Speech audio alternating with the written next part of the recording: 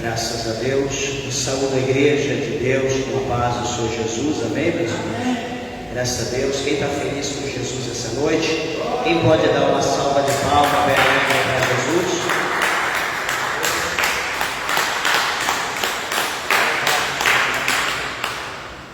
E pense, meus irmãos, vamos ler a palavra de Deus. Grato a Deus sempre pela graça, pela oportunidade qual o Senhor Jesus concede a nós de aqui estarmos na sua casa, na sua presença, para que junto nós possamos a Deus prestar um culto racional.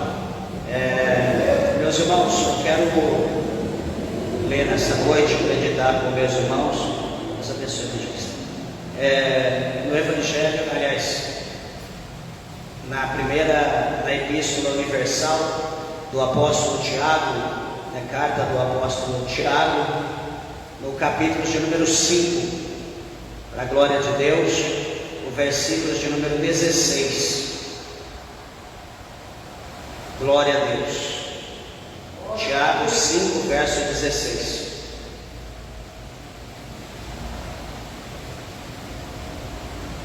Veja se alguém que está ao seu lado sem a Bíblia, aproxime-se para que juntos nós possamos ler a palavra de Deus.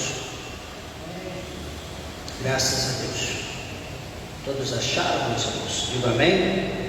Tiago está depois de Hebreus, antes de Pedro. Louvado seja o nome do Senhor. Lá no final, você tem Apocalipse, Judas, terceiro, segundo, primeiro João, segundo Pedro, primeiro Pedro, então Tiago, depois de Hebreus. Eu vou ler a palavra do Senhor que diz assim: confessai as vossas culpas uns aos outros e orai uns pelos outros, para que sareis. A oração feita por um justo pode muito em seus efeitos. Amém? Vamos orar a Deus. Levante ao céu a tua Bíblia, a tua mão. Vamos clamar, vamos pedir para que Deus, o Senhor, fale ao nosso coração neste culto. Glorioso Deus, amantíssimo, eterno, poderoso Pai, Senhor meu Deus, Criador dos céus, meu Deus, Criador da terra, em tua presença, ó soberano Deus, nós nos colocamos, meu Deus, mais uma vez, meu Pai, com o coração aberto, meu Deus do céu, para poder adorar, meu Deus, para poder glorificar o Senhor, meu Pai, que é digno de toda a honra, de toda a glória, Senhor, meu Deus do céu, atenta agora, meu Pai, para a oração da tua igreja, a oração do teu servo, da tua serva, meu Deus, a oração daqueles que estão perto, aqueles que estão longe, meu Deus do céu, alcança agora, meu Deus, todos os teus servos, as tuas servas a longa distância, aqueles que nos veem, que nos ouvem, meu Pai, por intermédio das redes sociais, no YouTube, no Facebook, ó meu Deus do céu, meu Pai, abençoa cada um dos teus filhos, das tuas filhas, meu Deus, alcançando cada causa, cada propósito, meu Pai, suprindo, ó Deus, a necessidade do teu servo, da tua serva, meu Deus, abre agora a porta, meu Pai, concedendo, meu Deus, o milagre, a vitória, a providência divina, meu Deus, sobre a vida daqueles que estão perto, dos que estão longe, meu Deus, cura aqueles que estão doentes, meu Pai, dá força, meu Deus, aqueles que estão sem força, meu Deus, aumenta a fé, meu Pai, daqueles que não têm fé, Senhor, meu Deus e meu Pai, manifesta agora, Senhor, o teu poder e age em cada vida pela tua santa palavra. Permita, Senhor, que a tua palavra ela venha adentrar o coração do teu filho, da tua filha, por intermédio do teu Espírito Santo, e que ela possa produzir conosco, meu Deus, em nome de Jesus, para a glória de Deus. Amém.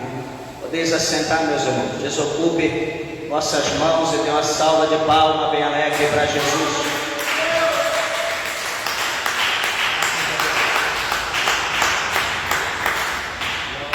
Deus.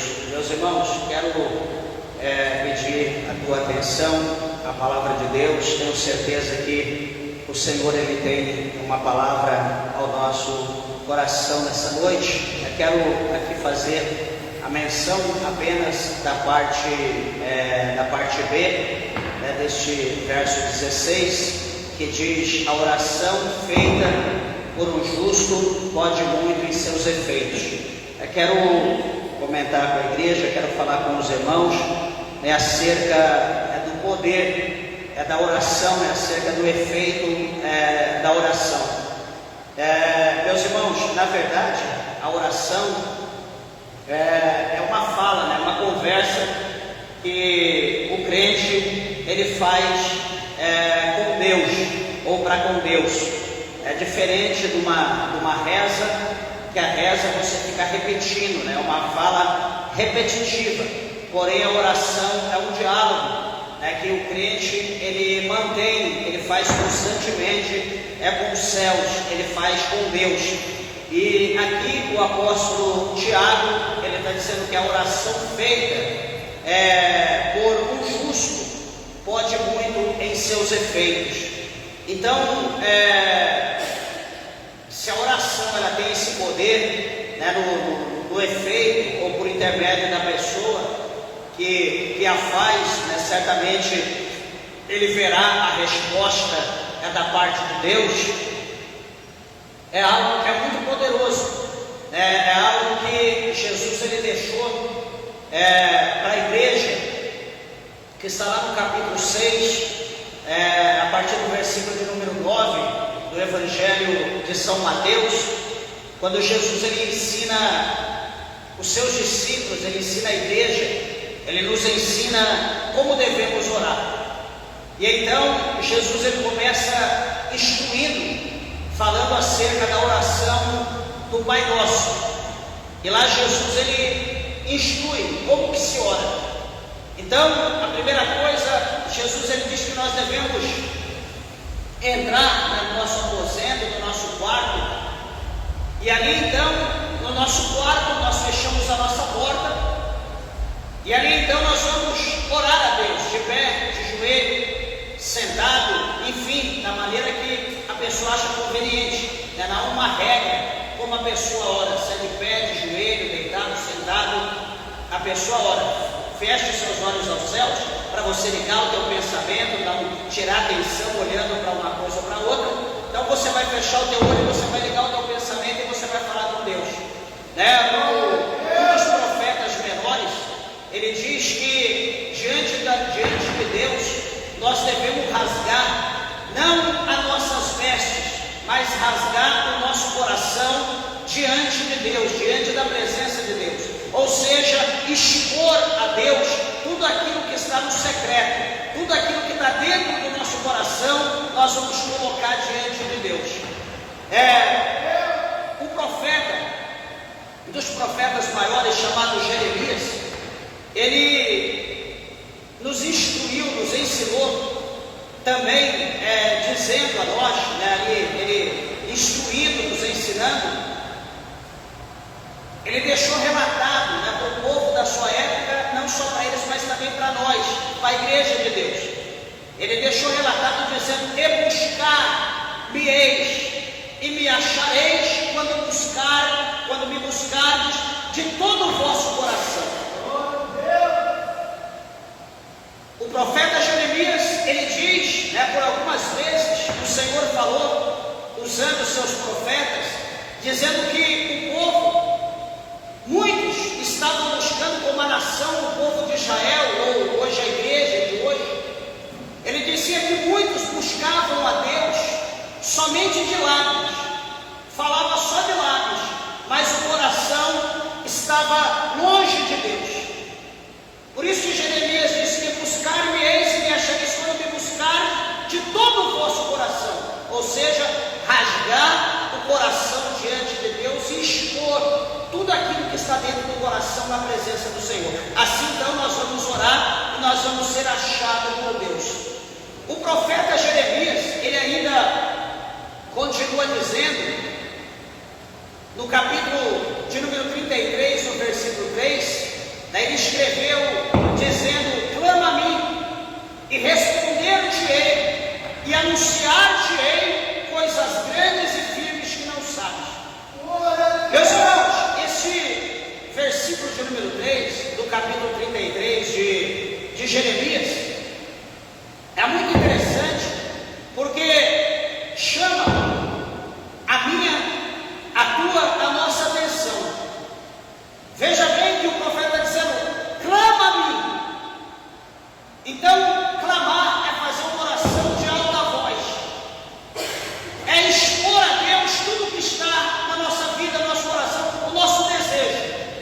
E depois que nós clamarmos a Deus, então automaticamente virá a resposta de Deus. Ele diz: de responder-te e anunciar-te. Quer dizer que Deus vai responder e Deus vai anunciar, Deus vai dar direção, Deus vai falar coisas grandes, coisas tremendas que nós não temos noção. Então nós vamos obter resposta por intermédio do nosso clamor a Deus.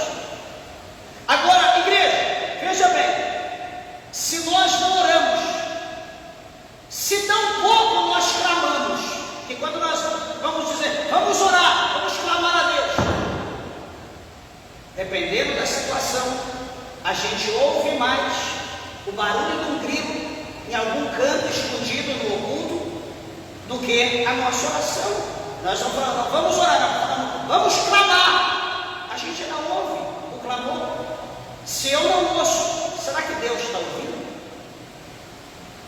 Se você não ouve o meu clamor, se você, vamos clamar, eu tenho que abrir minha boca. Se você não está ouvindo o meu clamor, primeiro, você é hipócrita. Segundo, Deus não está ouvindo, porque ninguém está ouvindo. Então, se eu não estou clamando, se ninguém está ouvindo, Deus vai me responder de que maneira? Se eu não estou clamando, se eu não estou orando. Então veja que nem todas as orações elas são respondidas. A palavra do Senhor fala aqui para nós, dizendo que nós pedimos e nós não recebemos. Por quê? Porque nós não pedimos corretamente, nós não oramos da forma correta. Veja bem que aqui no verso de número 17 deste capítulo 5,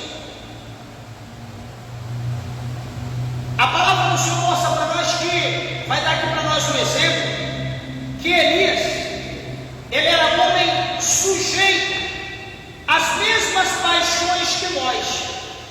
Veja que o escritor aqui, ele fez questão de deixar relacionado, aqui mencionado, melhor dizendo, que Elias, ele era um homem natural. Ele não era um homem espiritual, ele não era um homem como Jesus, 100% Deus, 100% homem. Ele não veio do céu aqui para cumprir um propósito exclusivo de Deus. Ele não está dizendo, ele está dizendo que Elias, ele era um homem sujeito às mesmas paixões como nós. Era um homem que comia carne, que comia pão, era um homem que comia qualquer outra coisa, como todo mundo comia salada, comia ali toda aquilo que era preparado na mesa, tudo que ele colocava na mesa ele comia. Era homem que bebia água, que bebia qualquer coisa como nós bebemos. Era um homem sanguíneo, era um homem carnal, era um homem que veio do pó e no pó ele voltaria. Ele está dizendo que esse homem era um homem que tinha, como diz aqui, era um homem sujeito às mesmas paixões que nós. E a Bíblia diz que ele, orando, pediu que não chovesse, e por 3 anos e 6 meses não choveu sobre a terra. Os irmãos estão vendo o poder da oração? Por que a Bíblia está mostrando isso para nós? A Bíblia está mostrando que a oração, como diz o verso 16, que é feita por um justo, ela pode muito nos seus efeitos. Primeiro, está dizendo aqui que Elias, ele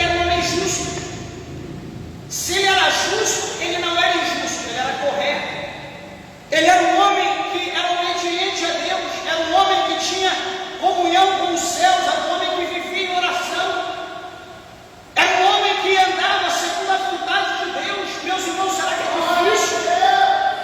Será que é difícil a igreja? Será que é difícil nós andarmos como Deus quer? Não, não é difícil. Só que presta bem atenção, para nós andarmos como Deus quer, principalmente, é necessário primeiro algo que é muito importante. Aquilo que Jesus nos ensina nos evangelhos. Para nós andarmos como Jesus quer, a primeira coisa que nós precisamos fazer é renunciar. É renunciar às nossas paixões. É renunciar à nossa carne, os desejos da nossa carne.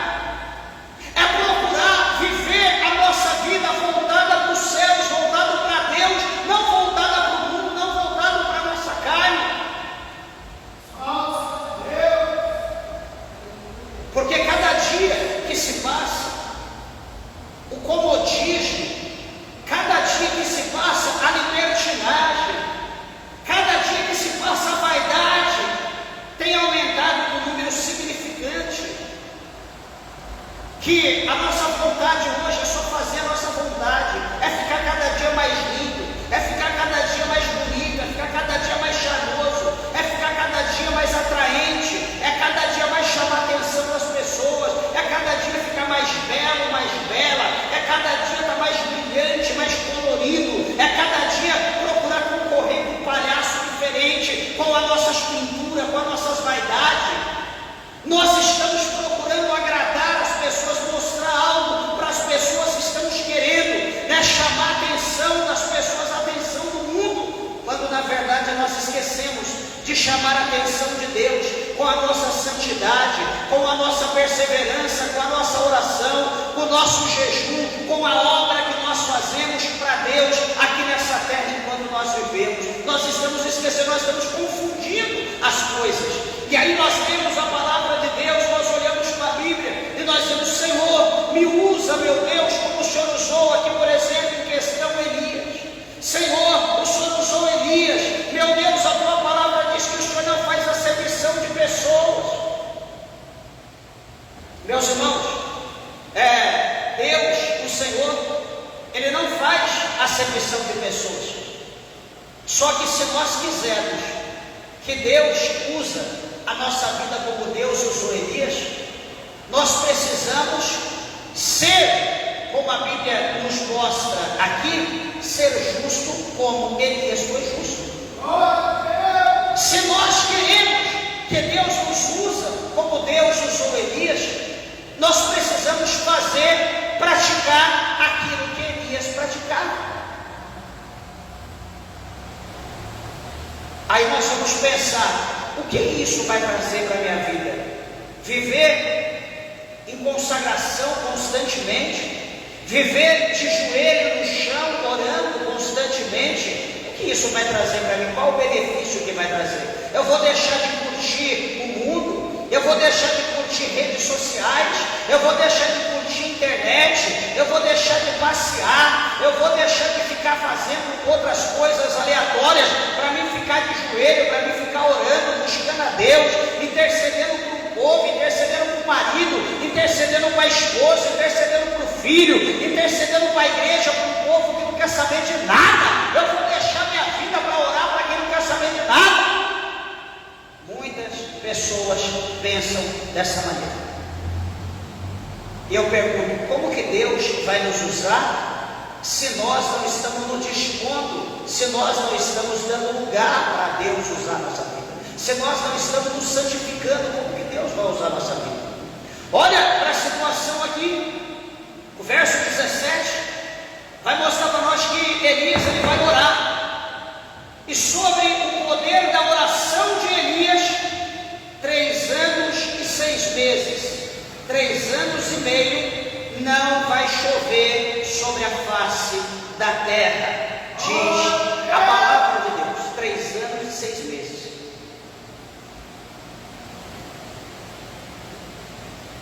Qual era o cenário que estava havendo aqui? Se você não sabe, você vai olhar e vai falar: peraí, Elias é um homem ingrato, Elias ele é um homem injusto. Como que ele vai orar para ficar 3 anos e 6 meses sem chover chover. Isso é um castigo, é uma maldição, é uma praga. Meus irmãos, quando nós olhamos para o cenário, quando nós olhamos lá para o livro de Reis, no capítulo 17, 1 Reis, capítulo 17, verso de número 1, a palavra do Senhor vai mostrar para nós o cenário a qual se encontrava Israel, um povo que antes era temente a Deus, um povo que antes servia o Senhor, um povo que antes vivia para adorar a Deus, que era conhecido como a menina dos olhos de Deus por intermédio do casamento de Acabe com Jezabel. A Bíblia diz para nós que Jezabel, ela era sacerdotisa de Baal, e Acabe casa-se com Jezabel, e Jezabel então trouxe para o meio de Israel, trouxe para o povo de Israel o culto a Baal, ao seu Deus. Ela tirou a adoração do povo, ela proibiu o povo de adorar o Deus do céu, montou ali um altar a Baal, e agora instruiu, por intermédio de Acabe, por intermédio da sua influência, que todo o povo que servia a Deus agora iria adorar a Baal, não ia adorar mais o Deus dos céus, ia adorar a Baal. E por imposição, por obrigação, o povo começou a adorar, o povo começou a clamar por Baal, começou a buscar Baal, oferecer sacrifício, começou os rituais, as adorações, enfim. E o que vai acontecer? Deus, ele não ficou feliz com esse cenário. Deus não ficou maravilhado com esse cenário. A Bíblia diz então que o Senhor vai ordenar que Elias falasse a Acabe que agora ele iria orar, e que sobre a sua oração não ia vir mais água sobre a face da terra, e só ia vir água sobre a face da terra quando Elias orasse, clamando que Deus mandasse chuva, porque pelo contrário, se Elias não orasse, não ia vir chuva sobre a terra. Então veja que aquela seca, que na questão aqui da oração de Elias, veio sobre a terra como um julgamento, ou como um juízo de Deus, como o peso da mão de Deus sobre aquele povo. Os animais começaram a morrer, as pessoas começaram a morrer, não havia mais semente, plantação na terra, porque poderia plantar, mas não tinha água, não haveria chuva, não haveria orvalho, nada ia produzir, tudo ia queimar, ia morrer seco. Então era uma forma de Deus punir o povo, porque eles haviam se desviado, eles haviam deixado de adorar Deus para adorar outras coisas, outros deuses que não eram o Deus verdadeiro. Meus amados e queridos irmãos, a palavra do Senhor mostra aqui para nós um pouquinho mais atrás, que o Espírito Santo, o Espírito de Deus que é santo, a Bíblia diz que o Espírito Santo ele tem ciúme, ele tem ciúme de nós, ele tem ciúme, porque nós somos templo e morada do Espírito Santo de Deus. Ou seja, Deus ele habita em nós por intermédio do Espírito Santo. E Deus, ele habitando em nós, Deus ele quer que nós, como templo, como morada do Espírito Santo, que nós façamos a vontade dele. Qual é a vontade de Deus? Que nós estudamos a palavra de Deus, que nós leamos a Bíblia, que nós tenhamos momento de adoração, de louvor, de comunhão com Deus, que nós tenhamos momentos, horas e horas de oração, que nós rasgamos o nosso coração na presença do Senhor e falamos com Ele, apresentamos as nossas causas, as nossas necessidades a Deus.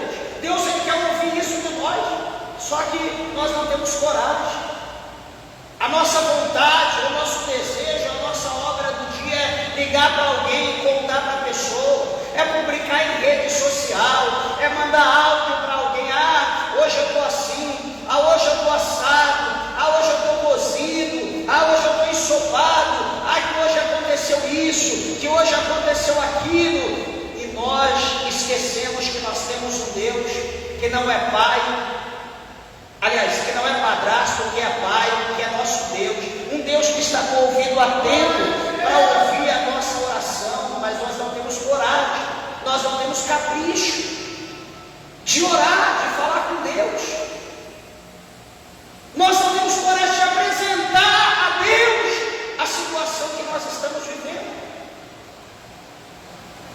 Meus irmãos, o Senhor Jesus, Ele deixou escrito para nós,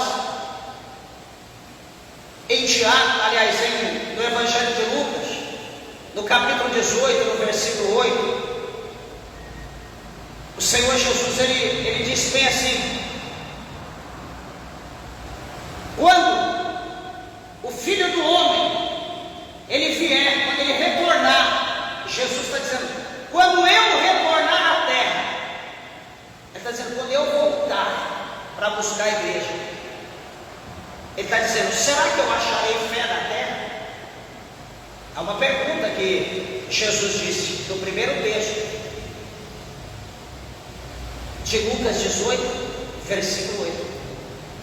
Essa é a pergunta que Jesus deixou: quando o Filho do Homem retornar, será que Ele achará fé na terra? Essa palavra que fala fé, que nós todo dia falamos, que todo dia a gente ouve falar de fé, essa fé que está sendo falada hoje é uma fé voltada somente para as coisas terrenas. É uma fé que só usa para adquirir coisas da terra. É uma fé que não é a fé salvadora, a fé vivificadora, a fé que nos faz romper, a fé que nos faz saltar as muralhas, a fé que nos faz perseverar até a volta de Cristo. É uma fé diferente, é uma fé que é voltada somente para as coisas da terra. Não é essa fé que Jesus quer achar. Jesus quer achar fé na vida daquela pessoa que, independente da situação, independente dos processos das lutas, a minha fé, ela é a mesma. Vem luta, vem prova. Por exemplo, a Bíblia mostra para nós lá em Daniel, que Daniel, ele era um homem obediente a Deus.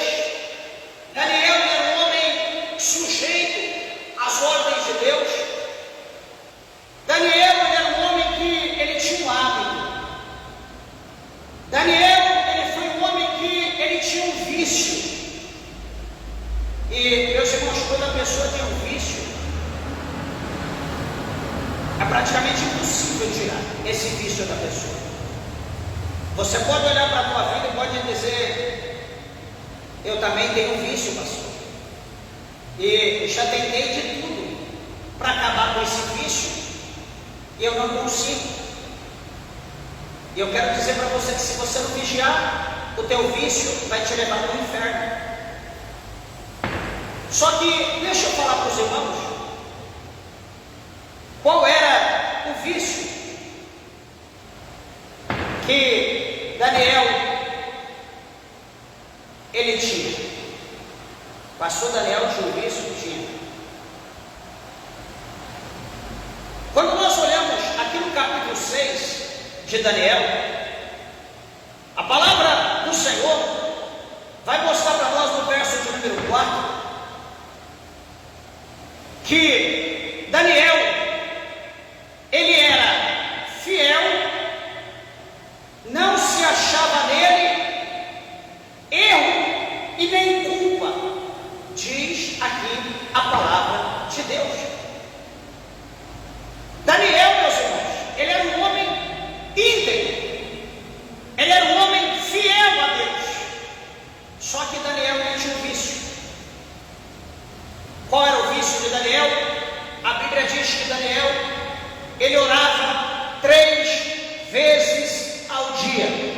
Daniel, ele era viciado em orar. Daniel, ele era apaixonado por Deus. Daniel, ele amava a Deus. Sabe aquele homem, aquela mulher, aquela pessoa que conhece um ao outro e que quer estar junto o tempo todo, quer conversar o tempo todo, quer estar perto, quer abraçar, quer carinho, quer estar junto o tempo todo. Por quê? Porque a pessoa ama. A pessoa não consegue viver sem. Daniel, ele tinha esse vício. Daniel, ele amava a Deus. E Daniel, ele não conseguia viver sem falar com Deus. Ele não conseguia viver sem expressar aquilo que estava dentro do seu coração diante de Deus. Por mais que ele não tinha o que orar, mas ele dizia: Deus, eu te amo. Senhor, eu te amo, por isso eu estou aqui de joelho para dizer que eu te amo, que o Senhor é tudo para mim. Senhor, eu estou aqui para agradecer o Senhor pela vida, pelo fôlego de vida, pela água que eu bebi agora há pouco. Senhor, eu estou aqui na tua presença para agradecer, meu Deus, por o Senhor ter me guardado, que eu desci essa escada, o Senhor me guardou, eu subi essa escada, o Senhor me guardou. Senhor, eu estou aqui para dizer que eu te amo, Senhor. Daniel, todo o tempo, ele estava orando, ele estava falando com Deus. Daniel, ele era grato a Deus por tudo que Deus lhe proporcionava. Veja que Daniel, ele diz aqui no capítulo 6, que pela postura, pela forma a qual Daniel ele vivia, a Bíblia diz que o rei queria colocar ele como maioral sobre 120 governadores. Daniel estaria acima de todos, e acima dele só estaria o rei. Ninguém falaria com o rei. Todos os 120, quando teria algum problema, alguma dúvida, falaria com Daniel. Então Daniel entraria à presença do rei e falaria com o rei sobre a situação em questão. Então ele ia receber esse cargo de maioral de todos. Por quê? Porque Daniel não tinha comunhão com Deus. Daniel não era um homem que vivia fofocando. Daniel não era um homem contendeiro. Daniel não era um homem que ficava enchendo a cara. Daniel não era um homem que vivia embriagado. Daniel não era um homem que vivia prostituindo, adulterando. Daniel não era um homem que vivia nas farras. Daniel, o prazer dele, quando ele não estava no seu trabalho, era estar na presença de Deus, era estar falando com Deus, era estar agradecendo a Deus, era estar apresentando a vida do rei, era estar apresentando o reino, era estar apresentando todos os súditos, era estar apresentando todos os servos. Daniel, a vida dele era falar com Deus. Daniel era viciado em orar. E esse vício mexia com aqueles 120 governadores, de maneira que aqueles homens, eles tentaram libertar, eles tentaram tirar de alguma maneira aquele vício, a força de Daniel. Só que, meus irmãos, eles vão trabalhar. De que maneira que eles vão tirar o vício? Que eles querem tirar o vício de Daniel. Eles vão olhar para Daniel, eles vão ver que Daniel não participava de nada que eles participavam. Daniel não estava em nenhuma rodinha, em nenhum evento. Daniel não estava em nada que aquele povo estava envolvido. Daniel não estava. Quando não estava no trabalho, estava falando com Deus. Aquele povo olha para Daniel, eles começam a ter ódio, eles começam a ter ira. Espera aí, esse homem, ele é diferente. Vamos descobrir por que esse homem é assim.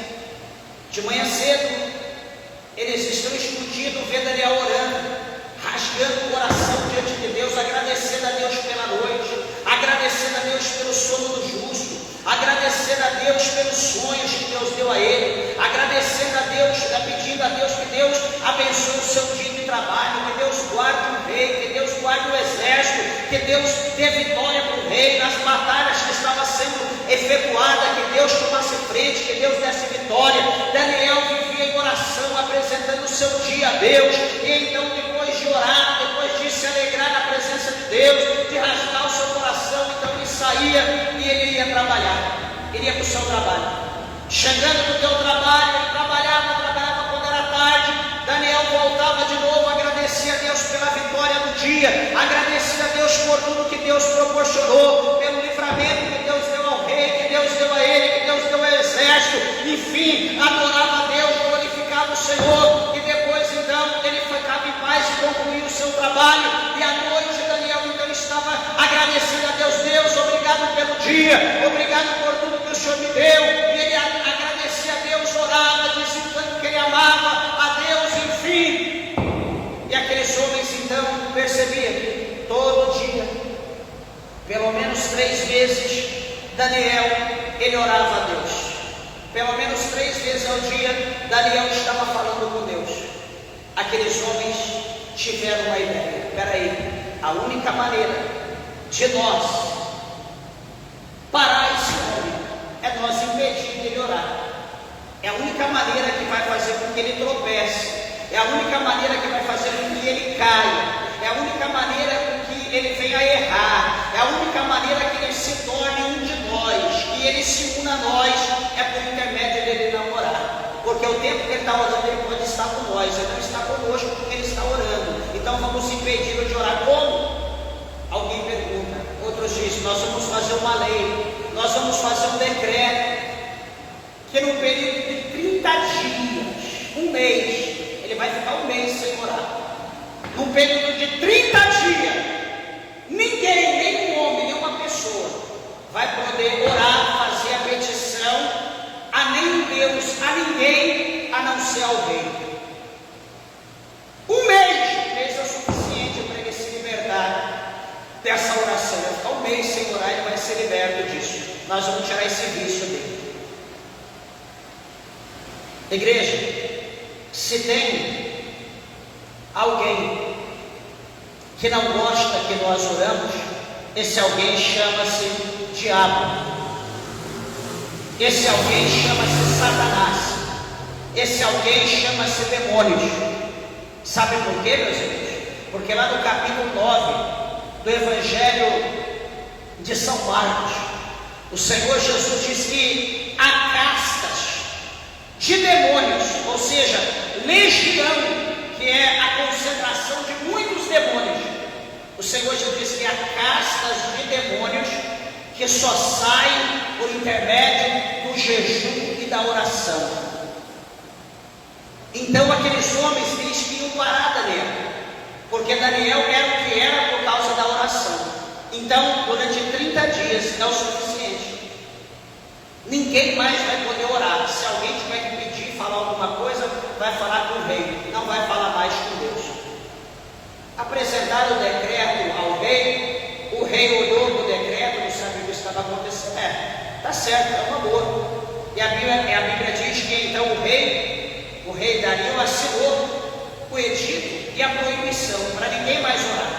Colocou ali o seu sinete, selou o anel real, e aquilo então foi uma lei, foi estabelecida em todo o reino. Foi entregado uma cópia para Daniel, Daniel orou para ele. Aquilo não queria dizer nada. O negócio dele não era com o rei, ele era servo, mas acima do rei tinha um Deus, que ele era fiel a Deus. O que Daniel fez? Daniel orava todo dia e Daniel continuou orando. Daniel não via pecado em orar, Daniel não via pecado em falar com Deus. Mas aqueles homens que fizeram aquela lei já fizeram exatamente para poder barrar Daniel, para ele não orar mais, para ele deixar de clamar aos céus, para se tornar uma pessoa perdida como os outros. Daniel orava e continuou orando, ele não parou. Ele continuou clamando a Deus. Daniel tinha crédito com Deus, ele tinha esporte com Deus, porque ele orava constantemente. O que vai acontecer, meus irmãos? É levado Daniel ao rei, os homens pegam Daniel orando, leva ele ao rei e diz: rei, esse homem aqui, sendo hebreu, ele dizendo que é fiel ao Senhor, esse homem te desrespeitou. Este homem, ele não respeitou, rei, a tua lei, a tua ordem.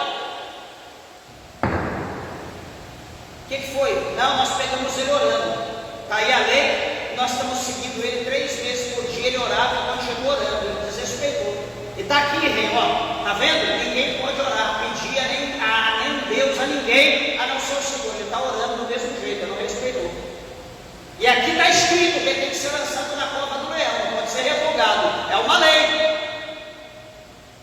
O rei coça a cabeça, procura um meio, uma forma de livrar Daniel, mas não tinha como livrar, porque era uma lei, não podia ser revogada.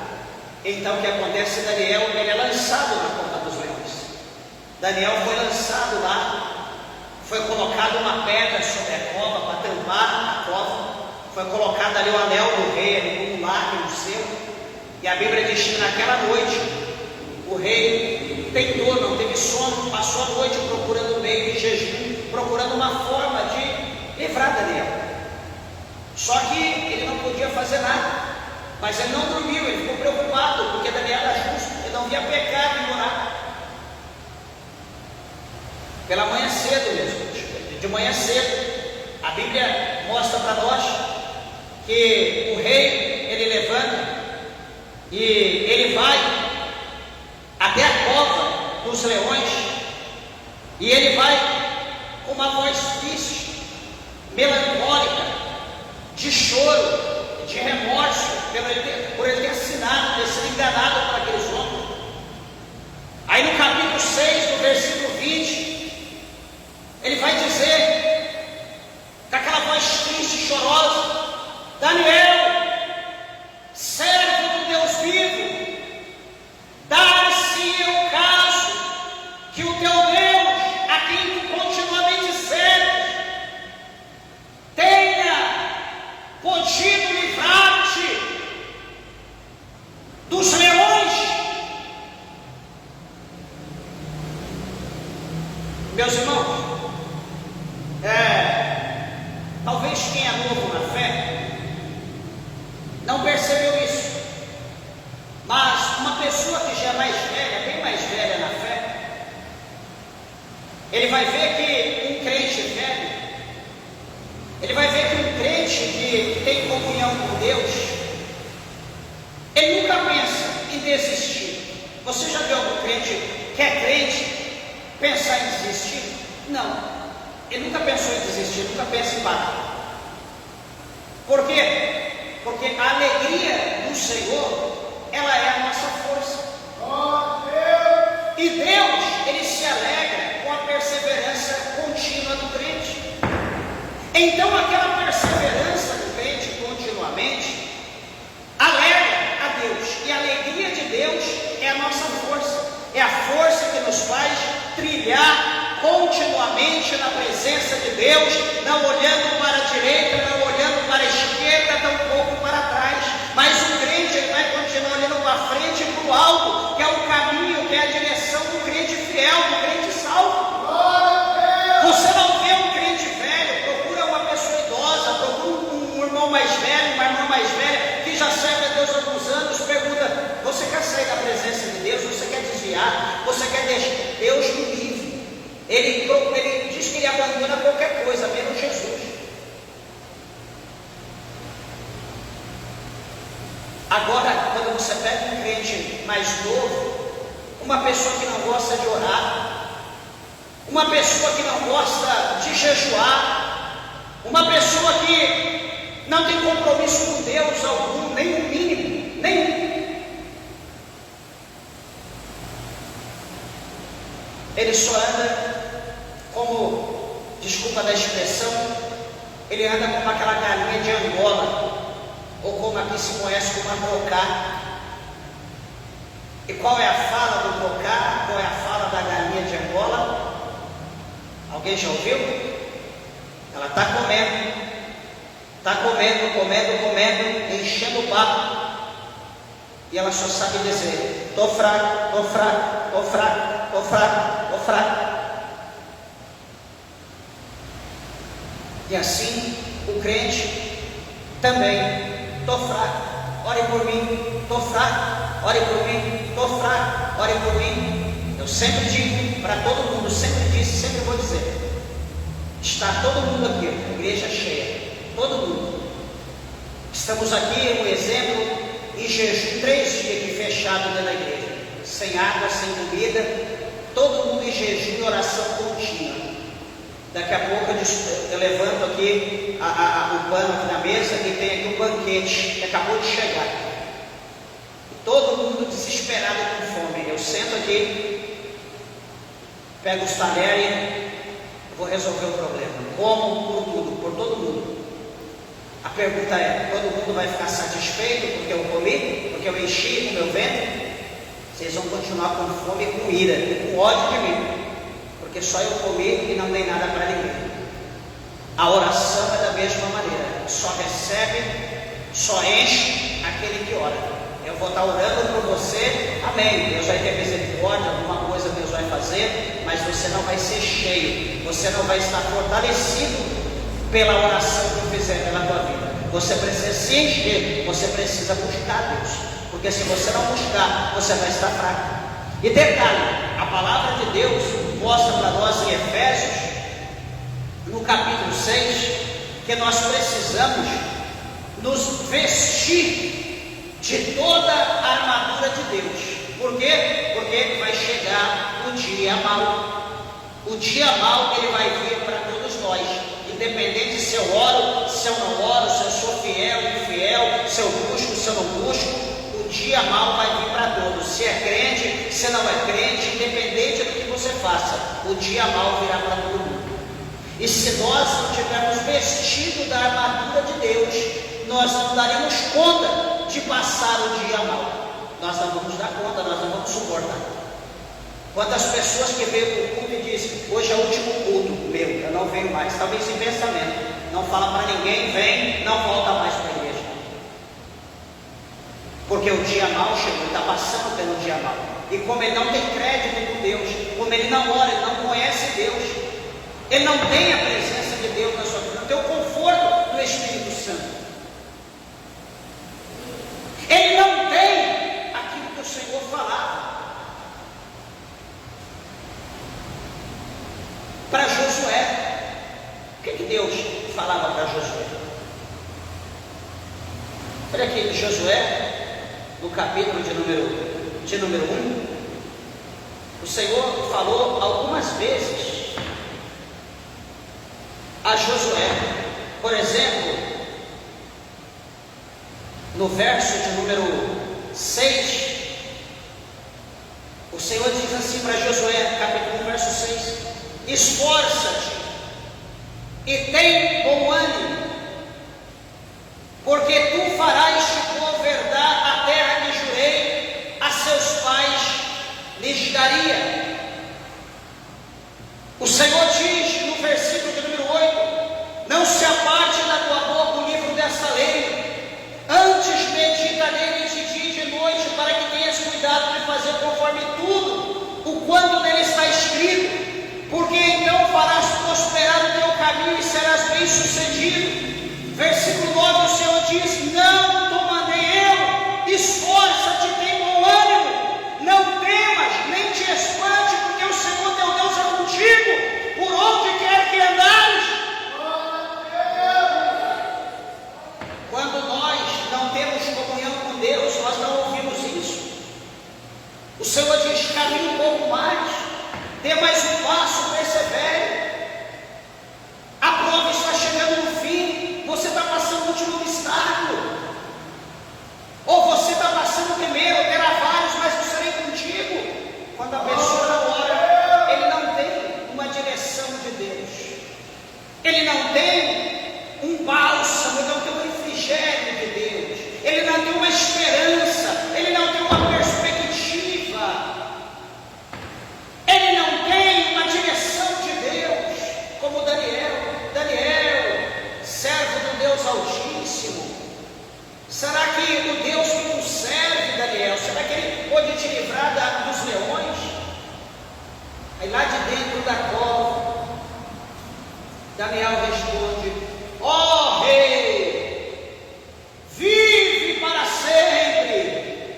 Ó rei, o meu Deus a quem eu sirvo de contínuo, ele me livrou da boca do leão, porque ele não achou maldade em ti nem em mim, não viu pecado em nós. Por isso Deus me guardou, Deus me livrou da boca dos leões. Está em paz, está tranquilo, rei, estou sossegado, estou tranquilo, me tire daqui então.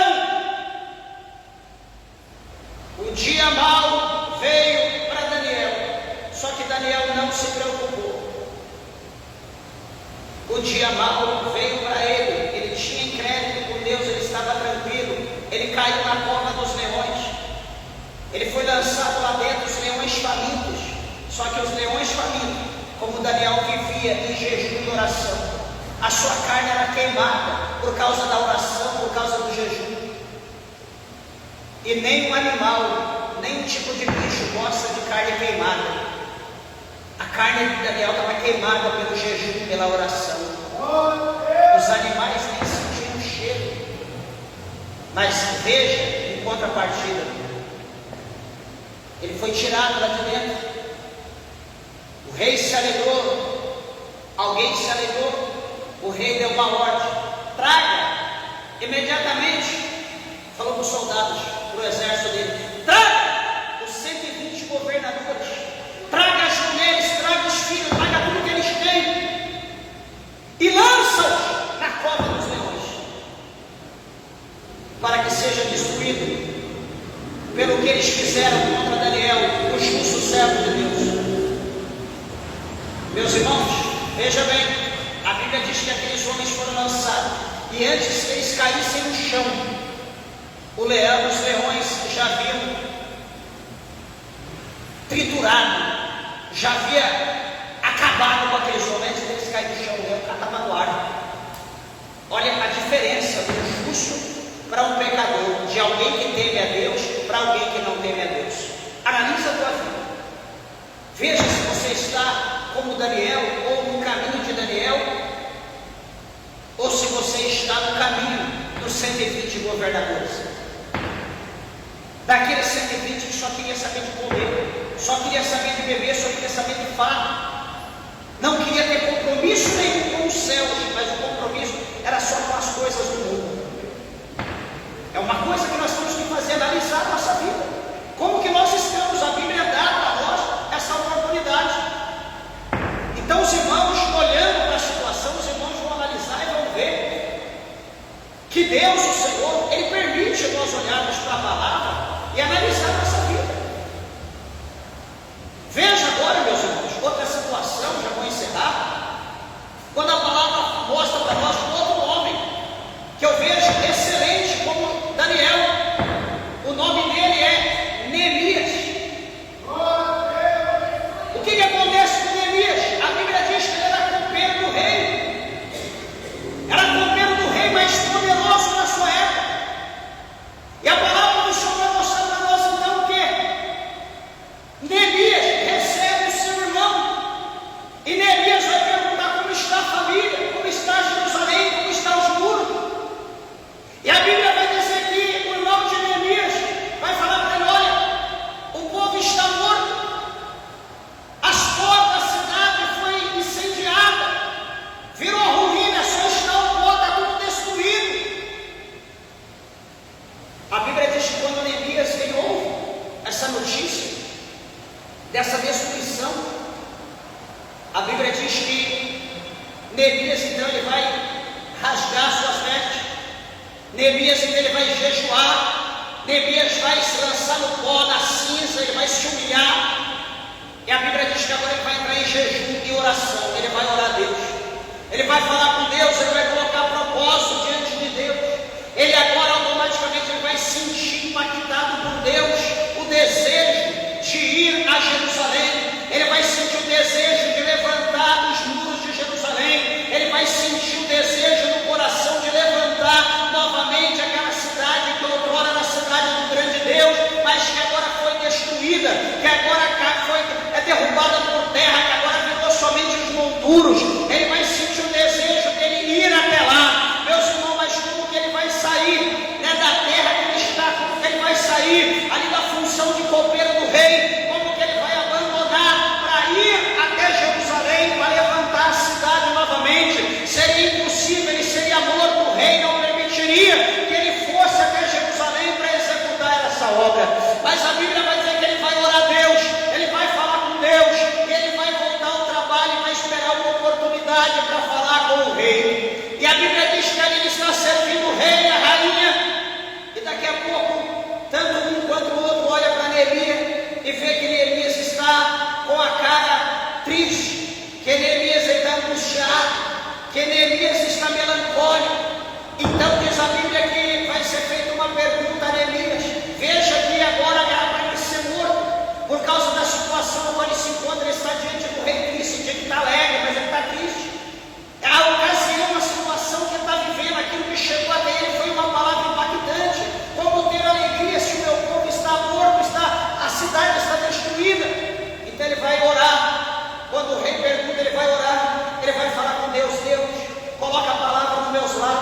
Me dá sabedoria, meu Deus, para me falar com o meu rei, com a minha rainha.